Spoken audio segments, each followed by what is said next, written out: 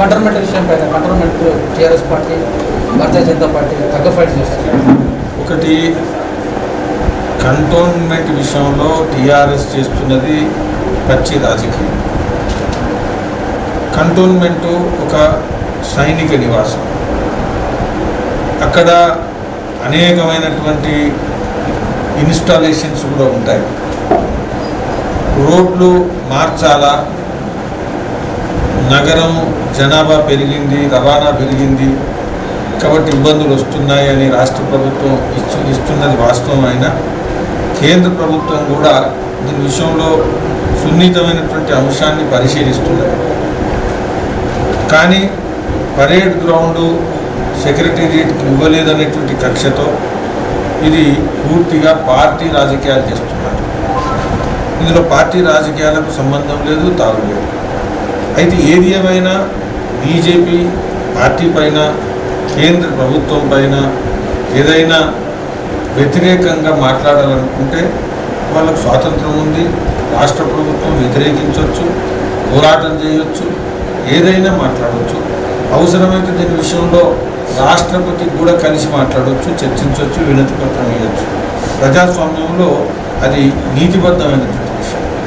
కానీ ఏదేదో పాకిస్తాన్ శత్రువుల్లాగా మన భారతదేశ సైన్యం దేశానికి, దేశ సరిహద్దులకు, దేశ ప్రజల భద్రతకు అహర్నిశలు కాపలాగాస్తున్నటువంటి సైనిక నివాసం.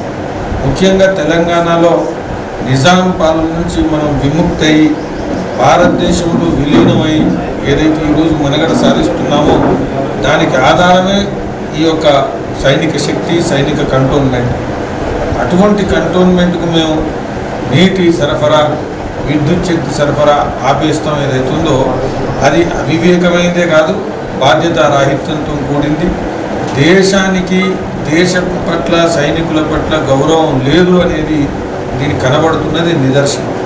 కాబట్టి నేను చెప్తున్నాను, ఇది వెంటనే క్షమాపణ చెప్పుకోవాల్సినటువంటి విషయం. ఎందుకంటే ఈ సైనిక శక్తి ఏదైతుందో అది భారతదేశానికి సంబంధించింది. ఇది కేంద్ర ప్రభుత్వం, లేకపోతే భారతీయ జనతా పార్టీ నాయకత్వం, లేకపోతే మోదీ గారి వ్యక్తిగతమైనటువంటి సైన్యం కాదు. దేశానికి సంబంధించిన సైన్యం.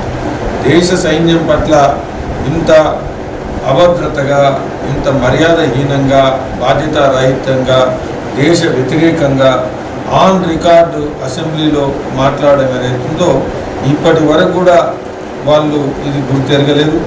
ఖచ్చితంగా తీవ్రంగా నష్టపోతారు. మాఫీ చెప్పుకొని కోరాలా, క్షమాపణ చెప్పాలి వాళ్ళు. లేకపోతే దేశభక్తులు దీన్ని ఏమాత్రం కూడా మర్చిపోరు. సో గతంలో హిమాచల్ ప్రదేశ్లో చెప్పడం కావచ్చు, సైనికులను గెలుపు కొట్టారని కేసీఆర్ ప్రెస్ మీట్ మాట్లాడి ఇప్పుడు కూడా ఈ మాట్లాడడం వల్ల అది దేశద్రోహ కేసు పెట్టాలి అన్నట్టు భారతీయ జనతా పార్టీ మాట్లాడుతుంది. కేంద్రంలో మీ పార్టీ ఉన్నా కూడా ఎందుకు చర్యలు తీసుకోవట్లేదు?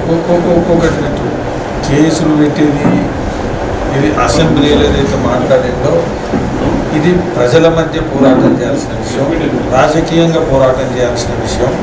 కాబట్టి దేశ వ్యతిరేక శక్తులు ఏదైతే చేస్తున్నారో అదే భాషలో ప్రజాస్వామికంగా ఎన్నుకోబడ్డటువంటి ఒక రాష్ట్ర ప్రభుత్వం నాయకుడు మాట్లాడడం ఏదైతుందో అది చాలా ఖండించాల్సినటువంటి విషయం.